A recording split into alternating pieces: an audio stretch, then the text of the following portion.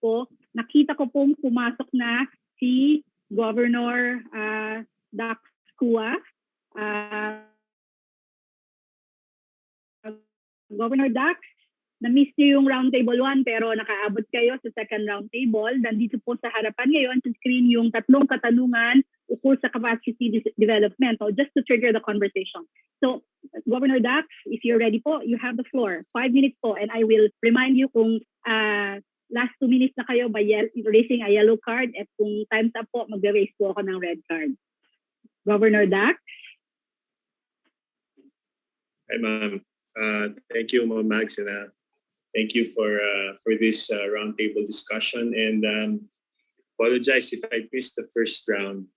To all my colleagues in the local government units, to DILG USEC RJ, to our friends from BLGD, Mayor Richard Gomez, I can see him here, and all my fellow LGU officials.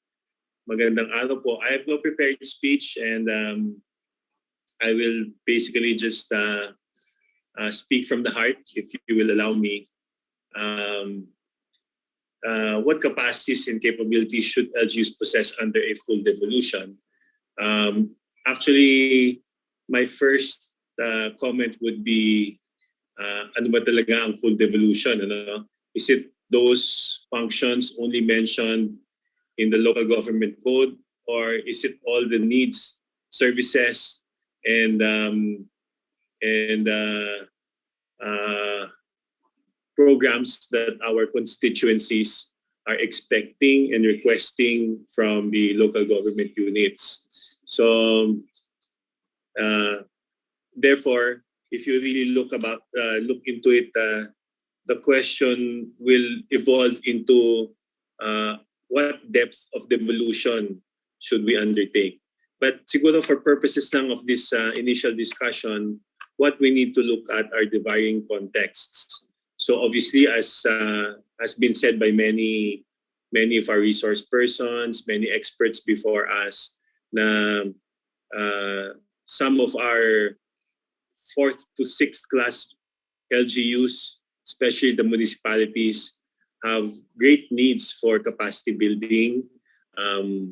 Yun lamang ibang requirements natin for, halimbawa, yung mga LCCAP that are very, very technical in nature. Nahihirapan ng ibang 4th to 6th class municipalities in complying with these requirements. I guess ang kailangan natin magawa siguro is to have a mechanism wherein kung there are some functions and requirements that some municipal LGUs are having a problem in generating those requirements, baka the provincial government in charge of supervising such LGUs can step up, can accommodate, can help develop these documentary requirements. So, Ma'am Mags, I will just leave it at that for the meantime. When it comes to the areas of support of NGAs for the LGUs, talaga naman pong unlimited. At daming pwede naming hingin ng support.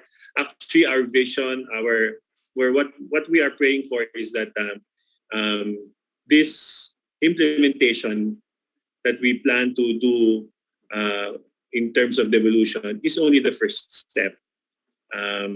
Kasi parang ang nagiging impression ng mga LGUs, o ida-download na yung functions, ida-download na yung mga, which is, sorry ako medyo tumatalon ako sa first roundtable discussion, ida-download yung function, ida-download daw yung pera, huwag na daw tayong umasa ng iba pang support from national government.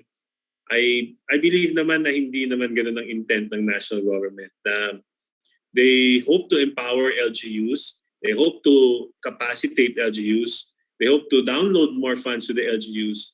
But again, key for the success is still the partnership and the collaboration of local and national LGUs. I think one last point na lang, key to be very efficient, to have a lean and efficient local and national government is to have clear delineation of functions din. So that being said, kung ma-delineate natin, ma-remove natin yung ibang duplication of functions, and it will really result to more collaboration. So I saw the yellow card. I think I'm done. Thank you very much for the time, Ma'am Max. Salamat po, Governor Dax. Tama lang po naman na umugnay kayo dun sa first topic because you already said the first two topics are really tightly connected, no? Talking about structure, staffing, and now capacity. No? So okay lang yung point na pag binahagi ninyo. In fact, or kung... very briefly, yes, I think this is something that really needs to be revisited by the LGUs, by the DILG and DLGD. Itong revenues. Honestly, I feel that the provincial level LGUs have a very difficult time raising revenues because they're very much dependent on real property revenues. So, and now that we are at the beginning of the digital age or the fourth industrial revolution, many of the transactions will really be going virtual. No? So kung virtual ang transactions, developments in real property might not be as speculative as it was in the past decade. And therefore, kailangan natin pag-isipan yan kung paano magiging mas resilient ang revenue generation ng provinces. But that's a very long debate. That's something that really needs to be mapped out, discussed with national government and all levels of the LGUs. Mabuti ang mga munisipyo at mga cities kasi meron silang business tax in which the provinces do not participate. No? So that's where the lull is. So yun lang, something that we can all think about. But one clear new path, or hindi naman bago, but a reliable path for strategies for improved local revenue generation would be to look at PPP endeavors, PPP investments. So that's nothing new, but I think that's something that can be very much and very well harnessed if LGUs really pursue revenue generation. So yun lang po ang aking 2 cents. Thank you, Ma'am Max.